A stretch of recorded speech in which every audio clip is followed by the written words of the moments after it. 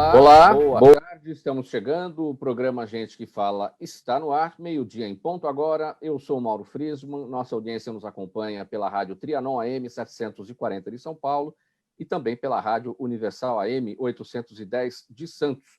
Estamos simultaneamente transmitindo pelas redes sociais, no Instagram, no Facebook e também no nosso canal no YouTube. Siga a gente, curta, compartilhe os nossos conteúdos, interaja com o programa a partir de agora.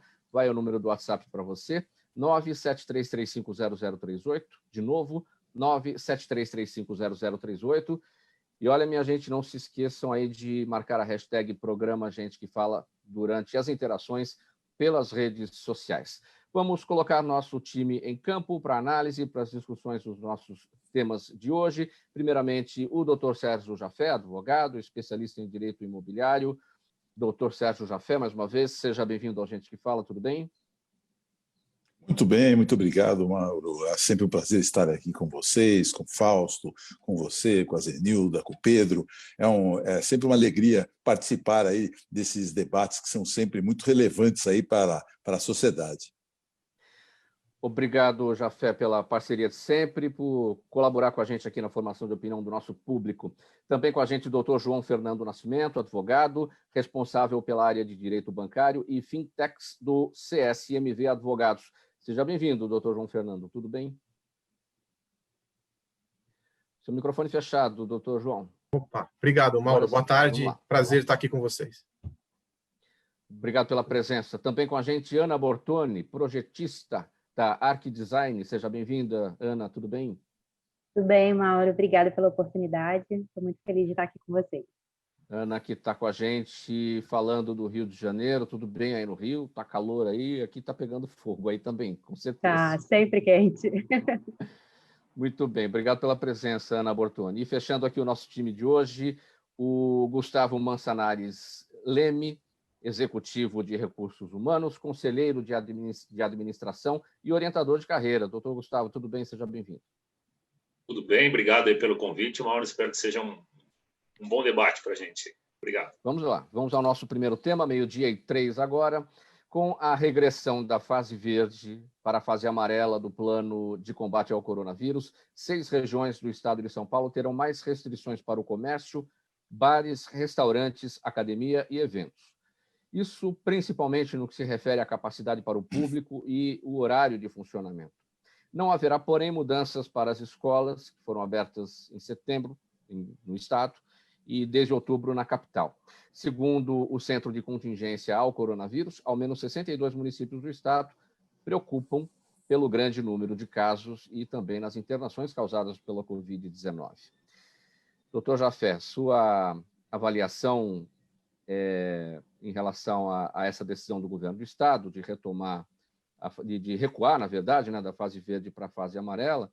E vamos colocar também nessa história essa novidade que estamos sabendo a partir de hoje, que a Pfizer e a Moderna, os dois laboratórios, estão pedindo autorização para o uso de vacinas contra a Covid na Europa. Claro, ainda não é uma realidade por aqui, mas acho que a gente já pode ficar mais otimista se o setor de medicamentos na Europa der essa autorização para os dois laboratórios. Vamos lá.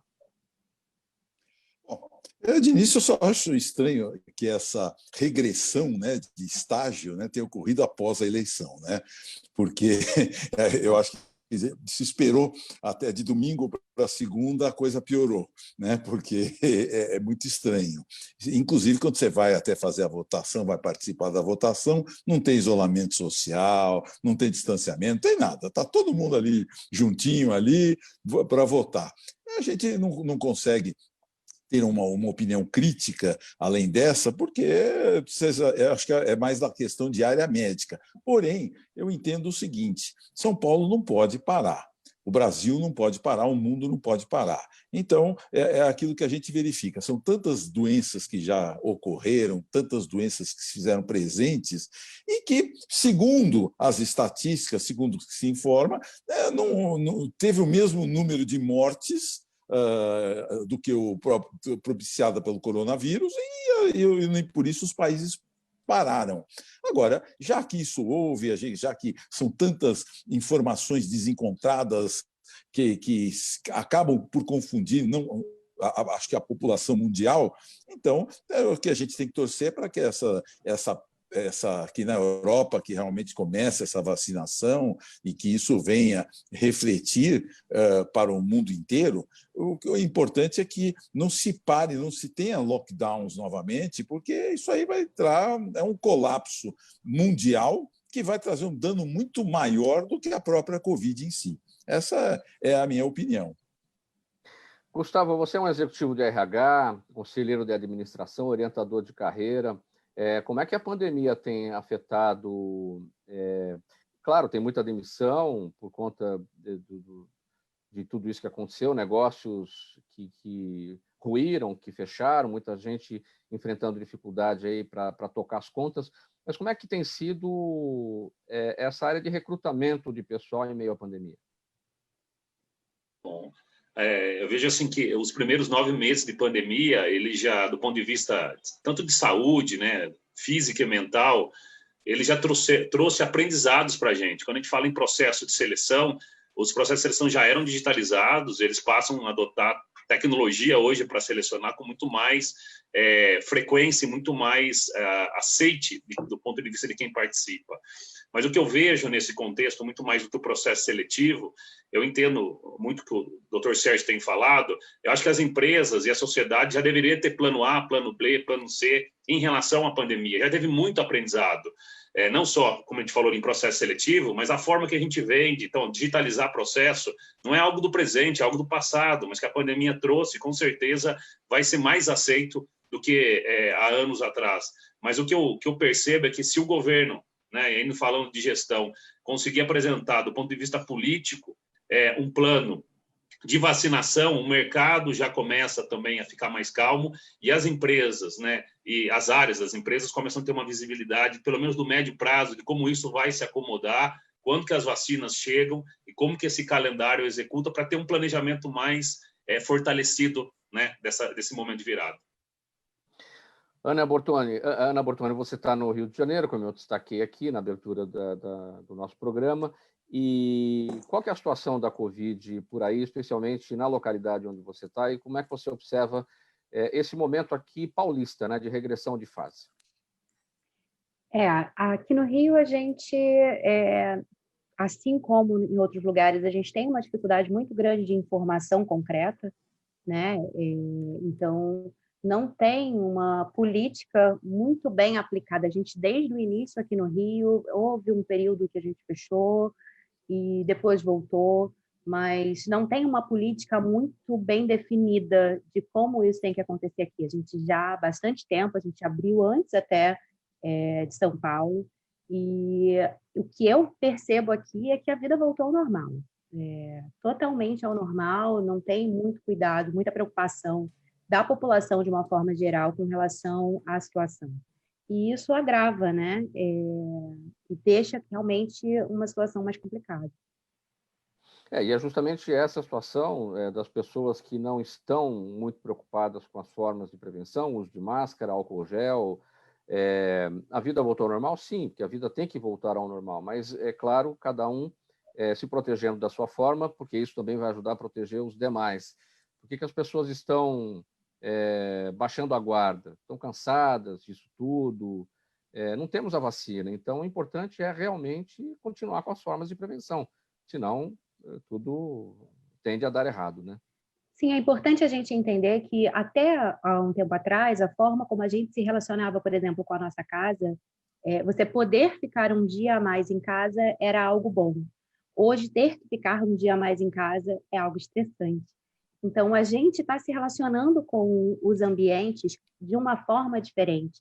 E a gente precisa entender essa relação com os ambientes para que a gente possa virar essa chave e ter essa metodologia de prevenção de uma forma mais adequada.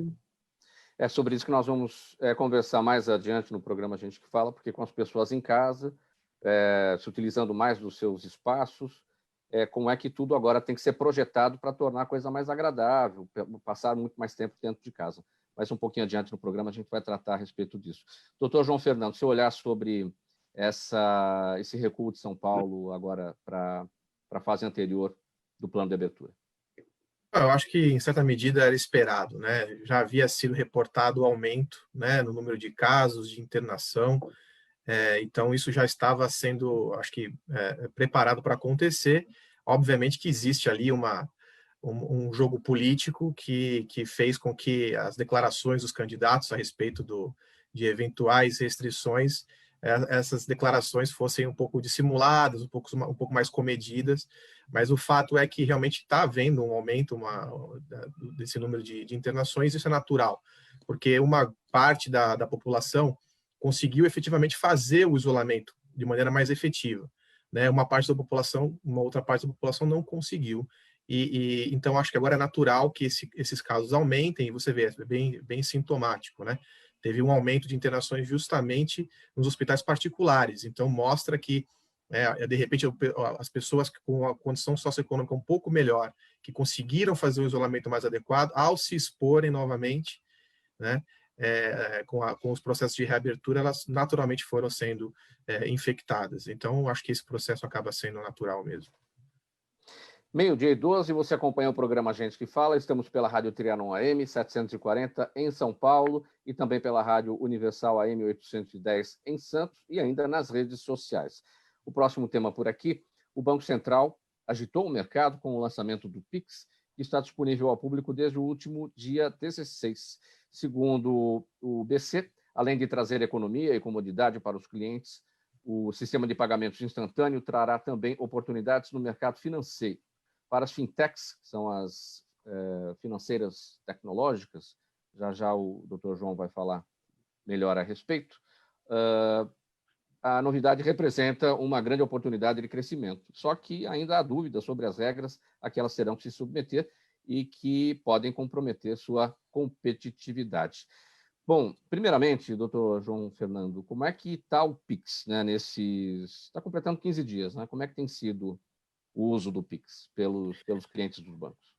As notícias são bastante positivas, teve um aumento significativo, acho que toda a implantação do Pix foi conduzida de maneira muito adequada pelo Banco Central. Aliás, a gente tem que reconhecer que o Banco Central tem promovido uma agenda muito interessante, muito positiva, em termos de democratização, né, do acesso aos serviços financeiros e certas reformas que anda implementando. Então, o Pix foi bem, no volume de transações já está bastante significativo, o número de chaves cadastradas também, das pessoas também é bastante significativo. Eu acho que é algo que, pouco a pouco, vai realmente se tornar algo muito comum no dia a dia das pessoas e vai ser o instrumento principal para pagamentos e transferências.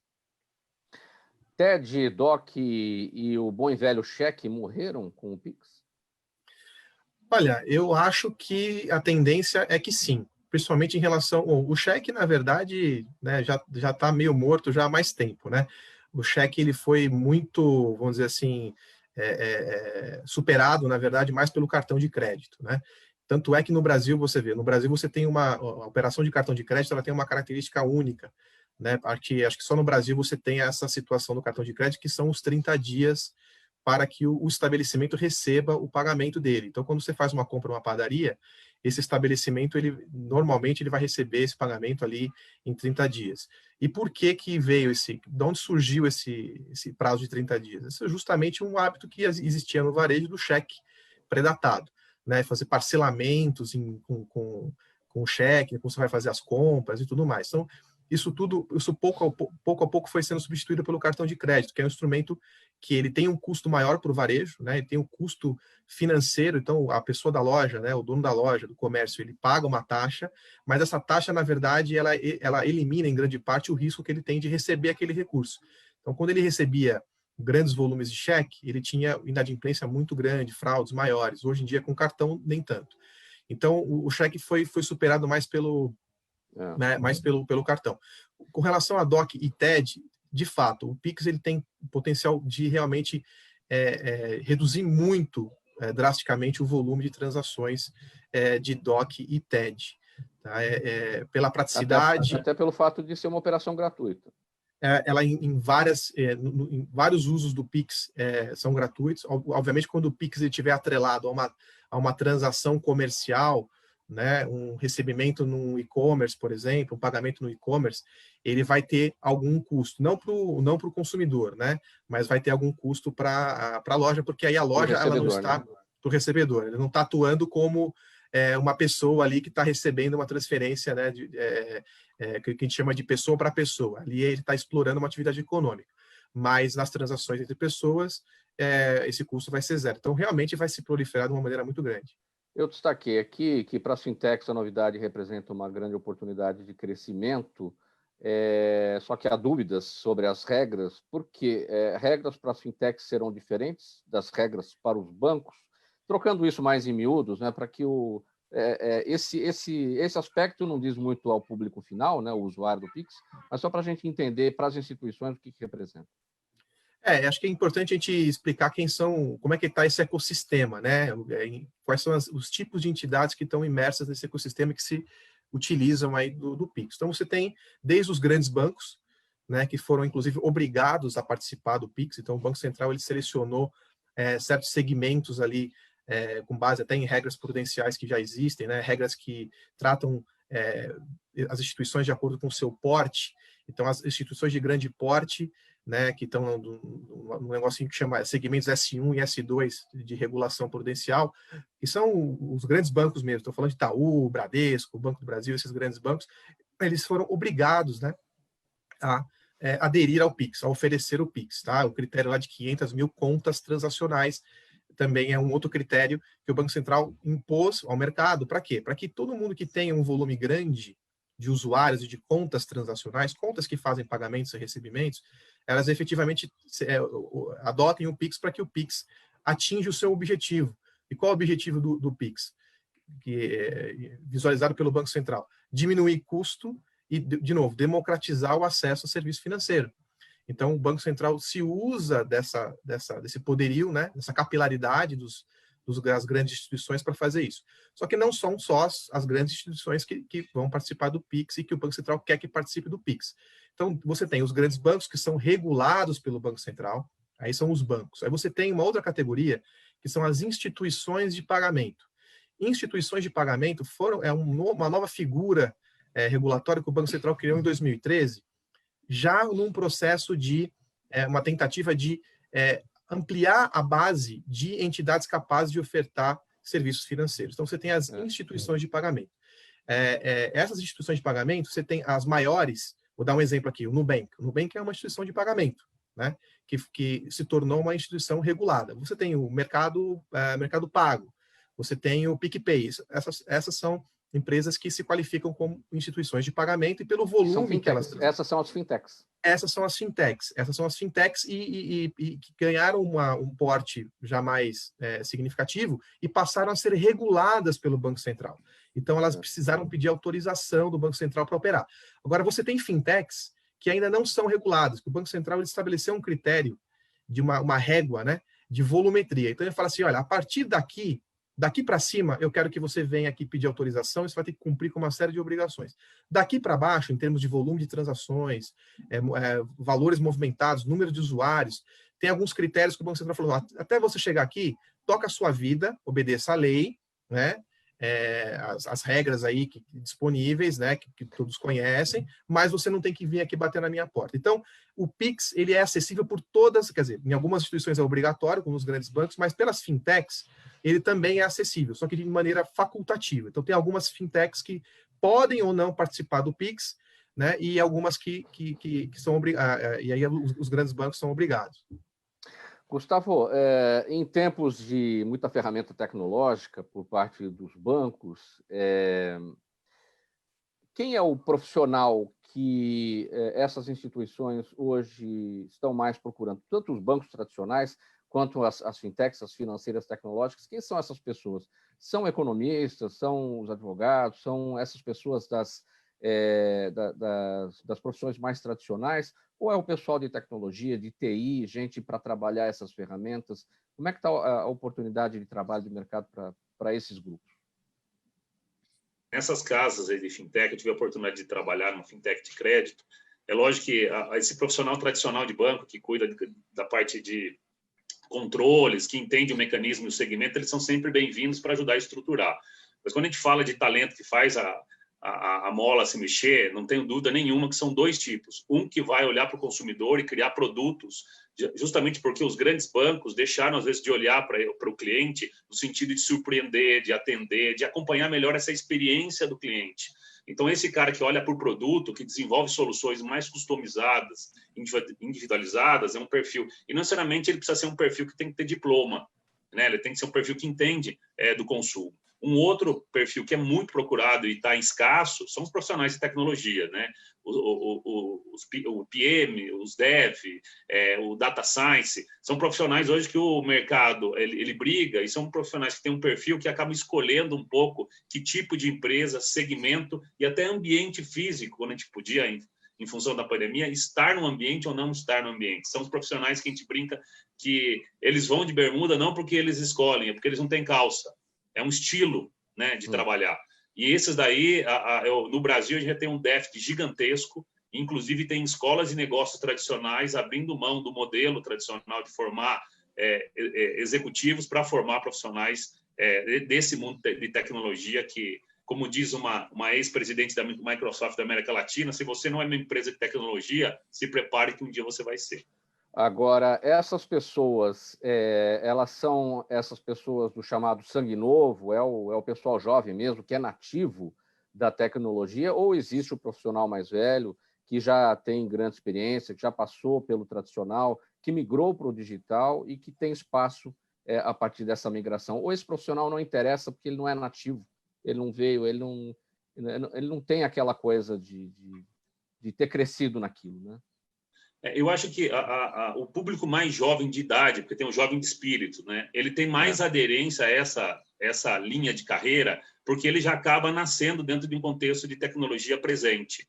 Mas eu acho que esse mercado está aberto para diferentes idades. Mas o que eu tenho visto como profissional que contrata é que a média de idade desse público varia, né, de 18 a 30 anos. Né? É mais frequente. Sim, tem profissionais que têm idade mais avançada e porque já trabalhavam na área e foram se especializar. Agora, o que é engraçado é que eu estou próximo de uma escola do futuro que forma gente de tecnologia, que tem muito não nativos digitais, mas que estão no interior do Brasil, que estão querendo ir para essas carreiras porque veem isso como uma oportunidade futura.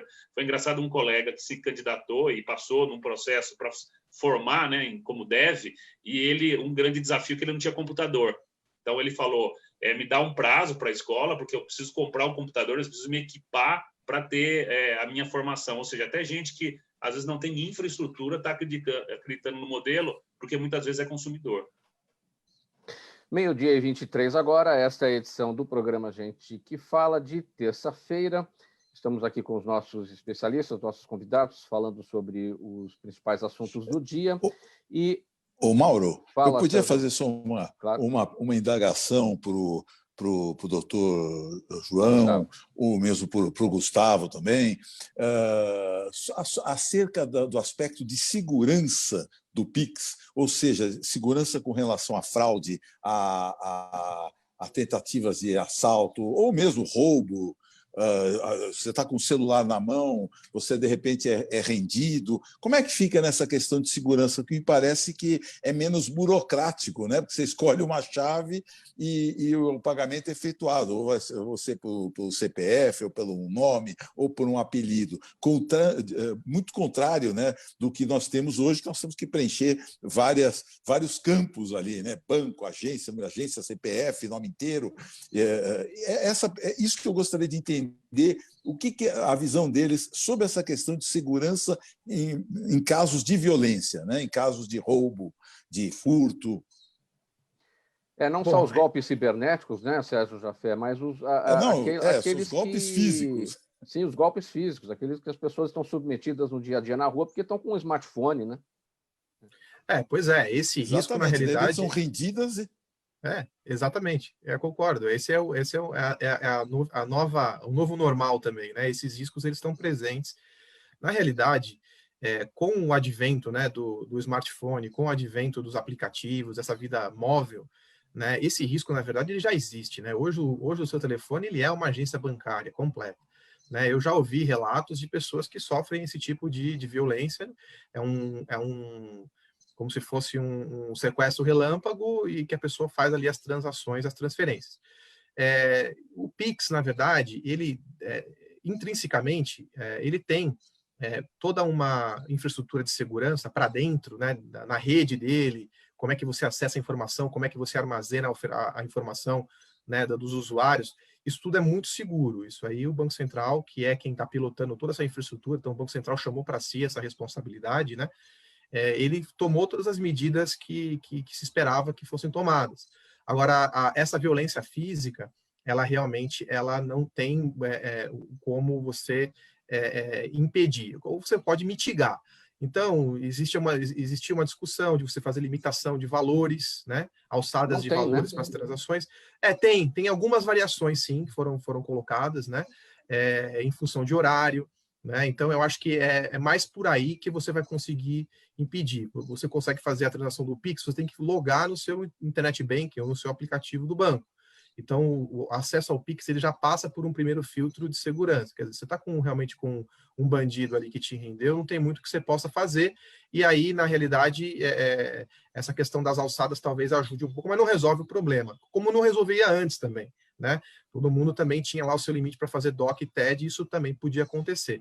Acontecendo um imprevisto desse, a solução ela passa realmente por um procedimento aí que vai ser um procedimento criminal. Você vai entrar também, vai fazer o boletim de ocorrência, você vai falar com o seu banco, vai tentar reaver esses valores. Agora, uma pessoa que passe por esse tipo de violência e que venha a ser obrigada por um bandido a fazer a transferência, essa transferência vai cair numa conta. Teoricamente, saberia-se de quem é a conta e daria até para ir atrás, mas não é necessariamente isso, né? Eles abrem contas, fecham contas, recebem um dinheiro e fecham contas, desaparecem. Ainda mais com CPFs também, que pode utilizar CPFs até de presidiários e coisa parecida, né? E, de repente, desloca o dinheiro e já faz a transferência com uma maior rapidez do que no normal, né? Se tiver uma pessoa na outra ponta, eu acho que vai para rastrear depois, vai ficar bem complicado. Mauro, eu queria fazer só uma contribuição. Eu sinto que esse contexto da tecnologia, e olhando aí para o Pix, ele traz uma reflexão importante para nós, né? A utilização das redes sociais. Eu acho que a gente utiliza, eu vejo que tem até um livro que fala que a gente é a sociedade do espetáculo, né? E eu acho que essas quadrilhas, né, que abusam das pessoas, eu acredito que elas podem e utilizam de redes sociais para ter informações para decidir em quem, né, tem mais vulnerabilidade ou quem tem mais potencial para receber o golpe, né? Então, eu vejo muita gente esquecendo que quando você está numa rede social, se você também não usar os recursos de controle, você está exposto para o mundo. Então, a pessoa sabe seu filho, onde você mora, onde eles estudam, que tipo de carro que você tem. Eu vejo alguns executivos mostrando helicóptero, né? Eles se expondo demais dentro de rede social. Eu acho que vale uma reflexão sobre a inteligência na utilização disso, porque a gente acaba construindo a nossa própria marca, né, João? E esse ponto de você, a velocidade do Pix, ela pode favorecer, né, o malfeitor, o criminoso. Mas esse ponto, por exemplo, para essa agilidade acontecer, você tem que ter, o criminoso também ele tem que ter uma conta apta a receber uma chave. Então, ele tem que existir uma fraude prévia, né, na ponta recebedora. E aí o que acontece? Os bancos e as fintechs, né, as pessoas que abrem essas contas, seja uma conta digital, uma conta de pagamento ou uma conta tradicional, os bancos eles têm uma responsabilidade em fazer o procedimento de cadastramento desse cliente, de avaliar, né, se o documento está em ordem, se não é um documento que foi roubado, se as informações estão consistentes. Então, é um conjunto de medidas que tem que ser implementadas. Então, em tese, o criminoso não deveria conseguir abrir uma conta, o fraudador, né, não deveria conseguir abrir uma conta com tanta facilidade para receber esse recurso e sacar tão rapidamente. Vamos lá, 12h30 agora, vamos seguir para o nosso próximo tema. O livro Ser Síndico Não é Padecer no Condomínio, do Sérgio Jafé, que está aqui com a gente, foi lançado há alguns anos como um manual dinâmico para qualquer pessoa entender as questões jurídicas decorrentes da vida em condomínio, abordando questões polêmicas como o uso de piscinas, animais, a disputa por vagas de garagem ou excesso de barulho. Porém, a pandemia de coronavírus multiplicou esses problemas, incluindo questões de visitas, utilização das instalações, uso de máscaras e muitas outras coisas mais. Sérgio Jafé, os síndicos estão em apuros neste momento de pandemia? Estão porque o que acontece? São regramentos excepcionais que afloraram aí da pandemia e que não estavam previstos em nenhum tipo de regulamento, de convenção, e que, de repente, o síndico se viu obrigado a intervir até na mobilidade interna do condomínio. Muitas vezes tem ocorrido excessos. Nós temos casos, já tivemos casos aí no escritório, em que foram proibidas visitas de pessoas que queriam, olha, eu vim visitar o meu pai, meu primo, meu tio, e não, mas aqui não pode entrar mais que 3 pessoas por vez. Então, certos excessos. Outra coisa, a piscina não pode ser usada, tem que ficar completamente fechada, porque, do contrário, você cria uma possibilidade de propagação de vírus, reformas que têm que ser feitas nas unidades, ou consertos nas unidades autônomas, né, de apartamento. De repente, essas reformas foram coibidas, que eu também acho um pouco exagero. Eu acho que se você é possível fazer um controle sem cercear os direitos individuais de cada um. Mesmo assim, representou sim, Mauro, como você bem falou, em um apuro para os síndicos, que passaram a ter que ser mais fiscalizadores, alguns em excesso, nos prédios comerciais em que havia escritórios, com a pandemia, aqueles que puderam trabalhar de home office passaram a exercer suas atividades em casa, e isso realmente contribuiu, no caso, né, para que os condôminos viessem menos ao condomínio e, evidentemente, ter menos exposição e problemas até para o síndico e o corpo diretivo. Mas, no caso residencial, a proximidade é inevitável. Você tem elevador, você tem escadas, você tem garagem, você tem acesso para entradas principais, áreas de serviço, e realmente o que a gente acompanhou no começo foi um pouco de excesso por parte dos síndicos, que agora se adaptaram. Eu acho que como você bem falou no início do programa, quando é uma situação que foi se propagando, já são tantos meses aí, e aí as pessoas vão tendo que se acostumar. Então, eu acho que agora o trauma está menor do que no início, março, abril, até maio, onde se realmente verificavam alguns excessos nos cuidados, causando aí conflitos. E a coisa que a pandemia trouxe também é a questão de desfazimento de lares, brigas domésticas que ocorreram, um aumento muito grande. Então, a verdade é que o lado negativo, né, de ter que ficar em casa por muitas horas em seguida, que principalmente aquele casal que mascarava a sua vida, saía de manhã, voltava à noite, já não tinha aquele relacionamento, mas continuava sob o mesmo teto. E agora, com o advento da pandemia, a máscara teve que sair, as máscaras caíram, né, as máscaras de tolerância caíram. Os divórcios aumentaram. Aumentaram muito. Hoje os divórcios, aí a pandemia foi fatal aí para muito casamento aí. E no condomínio, como não poderia deixar de ser, houve muita interferência na vida das pessoas. Sérgio, você, pela sua experiência nessa área, você acha que quando há necessidade de alguma atualização na forma de atuação do síndico, e a pandemia tem exigido isso, o síndico agora tem novas atribuições, tem que ter outro olhar, por conta desses novos conflitos que surgem, o síndico profissional se dá melhor com essas tarefas, uma vez que o síndico morador acaba sempre se indispondo, né, com os condôminos, né? O síndico profissional se dá melhor nessas tarefas nesse momento? Eu creio que sim, porque fica ao caráter impessoal, a impessoalidade. Então, você é um profissional que está gerindo, diferentemente de um vizinho que esteja gerindo. Então, a sua colocação é perfeita. Quando você coloca um profissional, o distanciamento que esse profissional vai ter do condomínio é muito diferente daquele que já reside, daquele síndico que é residente. Então, principalmente nessa questão de pandemia, como eu falei que houve excessos, principalmente com relação a NB reformas, a NB concertos, a NB usos, por exemplo, de academia, da própria... tudo, se você for fazer um horário, estipular horários, pode fazer uma assembleia para fazer essas estipulações de horários, convencionar condutas de uma forma sensata, tudo funciona. Muitas vezes falta sensatez.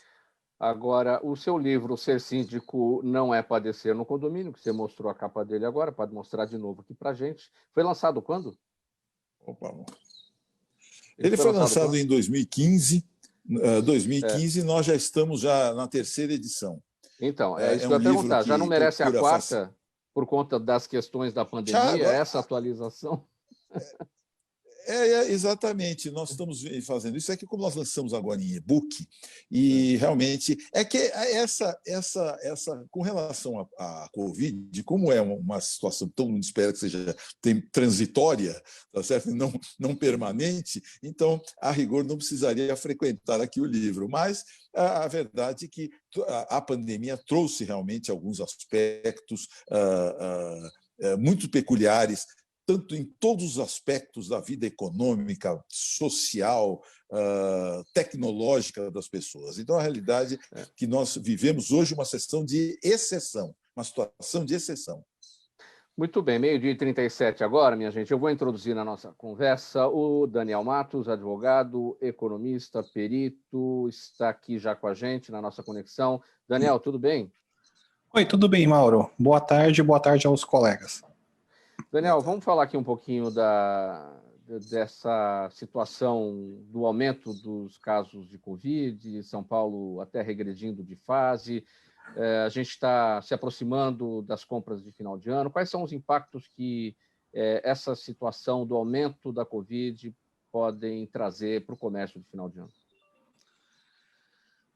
Então, infelizmente, né, você tendo aumento do número de casos, você vai ter de novo a retomada daquelas restrições de circulação, o que pode impactar alguns setores nesse período de consumo de final do ano. Esse acho que seria o principal fator aí. Eu acho que o agravante, né, se pode falar assim, eu acho que ele vai vir perto lá do pós-Natal, pós-Ano Novo, porque as pessoas, imagino, não todos, mas quem optar em se juntar com outras pessoas pode aumentar essa exposição e possivelmente lá para fevereiro a gente teria, né, novos resultados desse possível período aí de contágio, né? Agora, o mercado consumidor preocupado, né, com as restrições, o próprio medo das pessoas também de circulação, né, por conta das compras.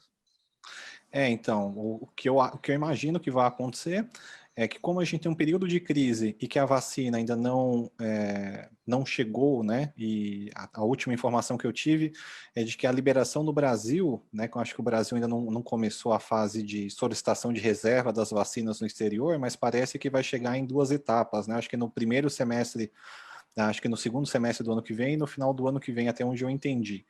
E aí você tem um grau de incerteza, o que pode levar as pessoas a reduzir o consumo agora nesse final de ano, porque o governo ele realizou incentivos para manter os empregos até esse ano. Entretanto, a partir do ano que vem, não terá mais a medida provisória que suspende os contratos e reduz, né? Em tese, os empregados retomariam a sua jornada em 100%, com uma economia ainda um pouco fraca, o que pode, sim, resultar em aumento do número de desempregados. Agora, hoje, você falou em vacina, né? E hoje, exatamente, as farmacêuticas Pfizer e Moderna pediram autorização para o uso das vacinas, das suas 2 vacinas, né? Uma de cada laboratório, contra a Covid-19 lá na Europa. Isso tem que passar Essa solicitação foi feita à Agência Europeia de Medicamentos, tem que passar por essa agência, e a decisão em relação à Pfizer vai sair só em 29 de dezembro, em relação à Moderna, em 12 de janeiro. Ou seja, isso é para o ano que vem, mas, de qualquer maneira, a notícia saiu hoje. Impacta o mercado? Está impactando o mercado financeiro em termos de mais animação, né? Sim, positivamente. Por quê? O mercado financeiro, de uma forma geral, a economia, ela é mais expectativa do que concreção de ato. Então, hoje, como você tem um cenário econômico frágil, a notícia de que a União Europeia ela solicitou a autorização para uso, né, em janeiro, em isso ocorrendo, a perspectiva é que, havendo uma campanha de vacinação nesse primeiro trimestre do ano que vem, a Europa já estaria imunizada, logo poderia retomar a atividade econômica normal. Então, hoje, sim, o mercado está precificando bem essa informação, tanto que a Bolsa já rompeu o último teto ontem, que era de 110 mil pontos, agora está na casa dos 111 mil pontos, caminhando para o teto histórico de 120 mil pontos. E o câmbio responde bem a essas duas situações. A primeira, a situação da decisão do governo do Estado ontem de dar um passo atrás na fase do plano de reabertura, e a questão da vacina, das vacinas, né, da Moderna e da Pfizer, esse pedido de uso na Europa. Tá. Em relação ao aspecto interno, ele ainda não teve tanto impacto no câmbio, né? Porque, tudo bem, o câmbio ele já está meio que precificado, esse risco interno de possível segunda onda. Agora, a notícia da Pfizer, ela impactou bem o câmbio, tanto que o dólar hoje, a paridade dólar-real tá tendo uma apreciação maior do real, ou seja, o real está se valorizando mais em relação ao dólar. A última vez que eu vi estava 5,26, 5,25. Legal. Daniel Matos, economista, advogado, perito com a gente falando sobre economia e nessa relação também com as últimas informações com a Covid-19. Obrigado pela presença, Daniel, mais uma vez. Até a próxima oportunidade. Agradeço, Mauro. Uma boa tarde aos colegas. Agora vamos aqui para um outro tema, minha gente. O esgotamento dos recursos naturais impôs à humanidade a busca por maneiras de preservar o que restou do meio ambiente sem gerar um colapso. Na arquitetura, essa busca acabou gerando também economia e soluções inteligentes e agradáveis, com ambientes mais iluminados, arejados e integrados com a natureza. Um trabalho que costuma exigir tecnologia, conhecimento e criatividade dos projetistas. Ana, chegou a sua vez de falar um pouquinho sobre este tema. Como é que é ser arquiteto e projetista em tempos de Covid? Oi, Mauro. Então, na verdade, é importante que a gente preste bastante atenção exatamente... Desculpa, não só em tempos de Covid, mas em tempos de esgotamento de recursos naturais, né? São as duas coisas conjuntas aí. Né? São conjuntas, são correlacionadas. É importante a gente ter essa mudança de comportamento. Não é só uma mudança no hábito do tipo de material que a gente usa nas construções, mas também do comportamento que a gente tem dentro dessas construções. O uso, por exemplo, de ar-condicionado é algo que já está enraizado no nosso comportamento. A gente chega no escritório, liga o ar-condicionado e vai fazer um café. E a gente não para perceber que em determinados momentos do dia ele nem é necessário. Mas a gente já tem esse hábito de usar o ar-condicionado, de não abrir janelas. E esse comportamento, em parte, a Covid alertou que é necessário que a gente tenha uma ventilação cruzada. E as pessoas começaram a prestar mais atenção nesse tipo de deficiência que muitas construções têm hoje em dia, de não valorizar o que a gente tem de recurso natural, de ventilação, de iluminação. O nosso corpo ele precisa da iluminação natural para a produção de hormônios, inclusive. Então, a gente tem uma deficiência do nosso comportamento biológico quando a gente não tem esse contato com a natureza. Então, a tendência hoje é que a gente utilize a arquitetura biofílica, que é esse resgate do contato com a natureza. O nosso cérebro não teve tempo de perceber ainda a evolução do nosso morar, né? Do nosso morar recente. Então, ele ainda está muito interligado com à natureza. E esse relacionamento com a natureza é que a gente estanca quando a gente vem para as cidades e vem para esse mar de concreto que a gente vive hoje. O ar-condicionado, ele não está muito recomendado nesse período aqui de pandemia. É importante abrir janelas e fazer a ventilação circular. A gente entra num supermercado, por exemplo, num hipermercado, o ar-condicionado está ligado lá. A gente vai numa farmácia, o ar-condicionado está ligado lá. A gente vai em grandes empresas, nos prédios mais modernos, aí no Rio de Janeiro certamente tem, aí nos centros financeiros mais modernos, aqui tem, a gente tem a região do Brooklyn Novo, são prédios de altíssima tecnologia, completamente blindados, selados, não tem como abrir janelas ali. Quais são as alternativas para esses casos? Quando a gente tem realmente uma fachada blindada, isso se torna muito complicado, né? Essa é uma tendência, inclusive, que a gente já há algum tempo abriu mão, porque percebeu que não é suficiente. Mas quando a gente tem a necessidade da ventilação mecânica e apenas a ventilação mecânica, é importante que a manutenção desse equipamento seja feita com uma frequência muito maior do que ele era feito normalmente, exatamente para que a gente possa diminuir a probabilidade desse ar que fica contaminado circulando nesse equipamento sem nenhum tipo de manutenção. Sim, agora, para quem está em casa ainda, fazendo o teletrabalho, ou seja, não voltou, pode até ser que nem volte, que passe a ser a partir de agora dessa forma, as pessoas trabalhando a partir de casa. O que os projetistas, os arquitetos recomendam para tornar o ambiente agradável? É preciso fazer com que o ambiente doméstico se pareça com o ambiente corporativo, que seja tudo muito agradável e que atenda aos dois lados. Na verdade, foi exatamente o que eu disse sobre a relação com o novo morar, né? Não só com o novo morar, mas também com o novo trabalhar. A gente precisa entender que é necessário ter um ambiente facilitador, que diminua o seu estresse e que te auxilie na tomada de decisão. Quando a gente percebe que não existe ambiente neutro e que o ambiente ele sempre te impacta de alguma forma, ou positiva ou negativa, você precisa começar a perceber o que te impacta de forma positiva e o que te impacta de forma negativa para que você possa ir naquela direção do positivo. Então, a vivência ela é muito pessoal. Claro que existem aquelas vivências inatas, né? Aquela memória primitiva que é comum na maioria das pessoas, mas a vivência pessoal ela é extremamente importante. Então, a gente precisa focar nisso.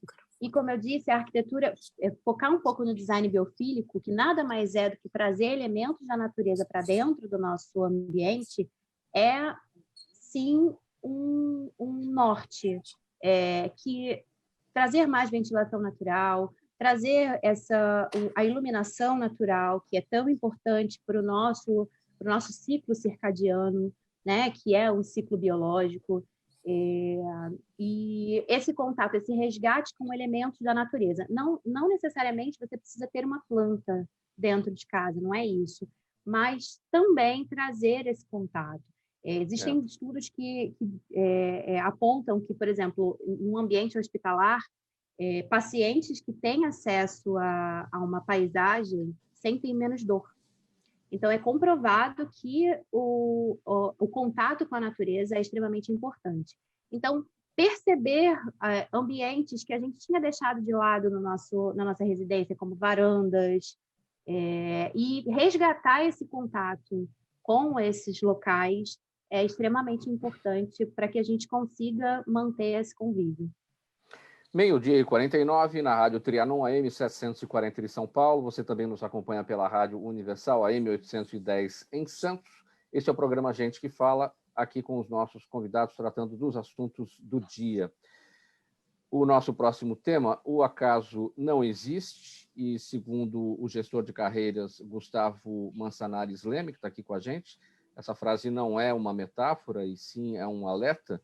E por isso ele escreveu, durante a pandemia, um livro com esse título, Mais do que um chamado para refletir, a obra critica o modelo linear de carreira das empresas e o sistema tradicional de educação e busca tirar os leitores da zona de conforto e fazê-los enxergar que cada um tem, nas suas próprias mãos, o domínio da transformação de suas vidas.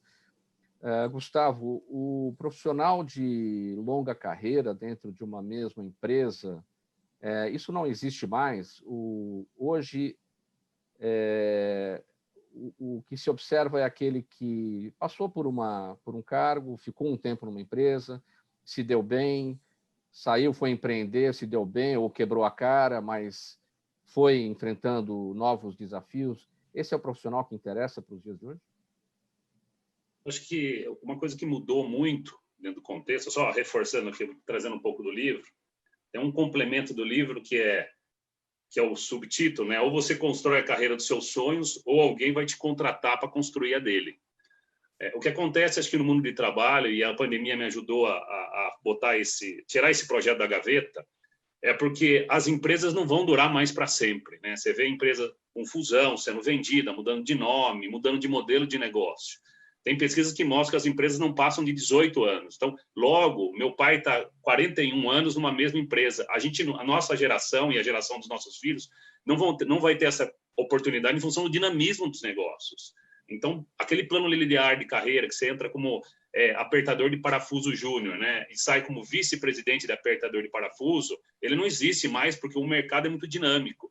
E a gente acabou falando aqui nesse bate-papo sobre pandemia, a digitalização de processo, o Pix, que traz soluções, falamos de rede social, falamos de risco cibernético, falamos do síndico, que passou a ser um líder, né? Já era um líder, mas como nas organizações, a gerir relações, isso é muito complicado, e agora, com a Ana, falando de arquitetura, onde o contexto de mudança de comportamento e hábito muda o contexto, né, do design, na construção, da arquitetura de onde a gente mora. Se tudo isso está mudando, o emprego mudou também.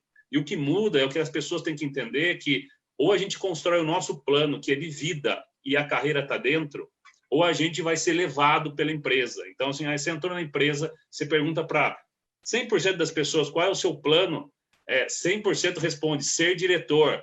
Eles entendem que o crescimento está vinculado a ter um cargo, né? Quando ele poderia responder que o meu plano é estar nesse lugar, aprender isso, morar em tal lugar, curtir tal coisa, né, contribuir com a mudança, mas o principal perfil desse profissional do futuro, que constrói a carreira, é aquele que resolve problema, né? As empresas aqui, a gente falou de um monte de desafio. Profissional bom é aquele que consegue ler contexto e trazer soluções. E nesse mundo complexo, testando e aprendendo com erro de maneira dinâmica. Eu vi na minha carreira muita gente... tem uma solução para cada problema, e não um problema para cada solução. Perfeito. O que eu senti na minha carreira como executivo de RH é que quando eu perguntava para as pessoas qual é o sonho delas em relação ao trabalho, elas travavam. E o livro vem justamente ajudar elas a construir uma plataforma de carreira, porque o sonho ele pode acontecer. As pessoas acabaram desistindo do sonho, deixaram de buscar trabalho, estão buscando emprego. O trabalho tem a ver com um senso de propósito. O emprego, às vezes, tem a ver com um senso só de remuneração. E remunerar é troca. E dinheiro é uma parte da troca. Eu até coloco no livro que eu conheci uma pessoa que ela era tão pobre, que só tinha dinheiro. O conceito de felicidade mudou e a gente pode correr atrás. Falo muito da geração passada, teve uma geração que trabalhava para se aposentar. A gente conhece algumas pessoas que falam, nossa, não vejo a hora de me aposentar. O que significava aposentadoria? Tinha um contexto. Veio uma outra geração que ficou doente por trabalho, são os workaholics. Eles saíam de casa, só viam os filhos no final do dia, e aí fazia todas as vontades do filho, porque não tinha contato. Esse cara virou um consumista, esse workaholic, ele comprava e mostrava para os outros, meu sobrenome é tal empresa e meus filhos têm tudo. Esses filhos foram para o mercado, não aprenderam a falar não. Eles que causam uma rotatividade no mercado, que foram educados de uma forma diferente. Mas tem uma coisa boa dessa turma. Essa turma escolhe aquilo que faz bem para ela, que faz ela feliz, que a gente chama, e que está tão em voga, que é o propósito. Nós, das outras gerações, temos que aprender que propósito no trabalho, ele existe e depende da gente. Gustavo, eu posso fazer uma indagação depois para o Gustavo? Fala, Jafé. Desculpa interromper, mas eu achei tão interessante as colocações, que a gente vê o seguinte, eu não sei, eu vejo que o jovem hoje no mercado de trabalho, ele é extremamente explorado. A verdade é que a gente pega essas grandes corporações, esses grandes escritórios de negócios, ou mesmo até de advocacia, bancos, financeiras, que levam o jovem ao trabalho assim, de 12 a 13 horas por dia, no mínimo. Então, e há sempre aquela preocupação do jovem se vai durar no emprego ou se para ele, bom, eu vou aguentar um pouco, né, um tempo nessa tortura aí de um ano, pelo menos para fazer colocar no meu currículo, né, a minha participação nessa grande empresa ou nesse grande escritório, mas efetivamente é uma pessoa que não tem fim de semana, porque é chamado para prestar trabalhos e analisar situações fora totalmente de horário de expediente.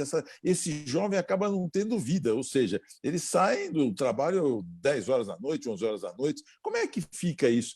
Que tipo de expectativa esse jovem pode ter?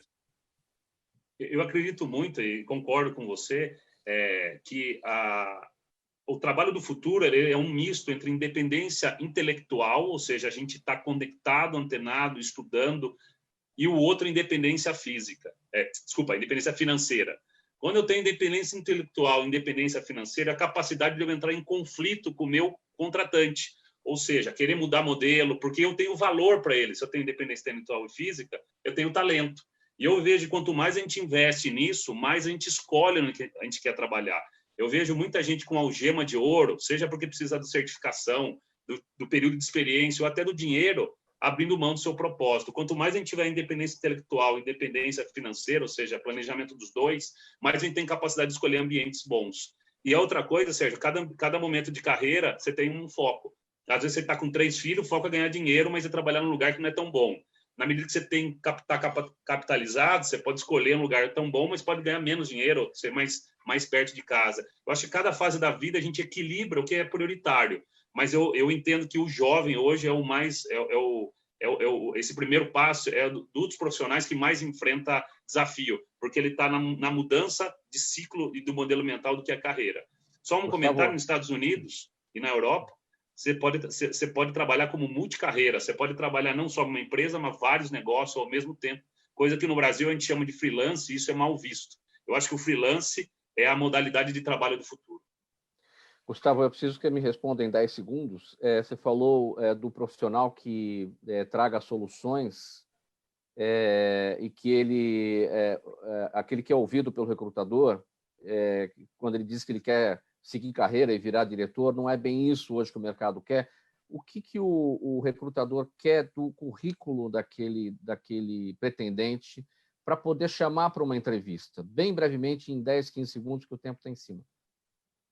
Bom, vamos falar com sucesso numa entrevista, você tem que saber contar uma história, e a história é contada através de fatos. Então, uma pessoa que consegue trazer fatos em situações onde ela solucionou problemas, fica mais evidente como você consegue resolver o processo seletivo.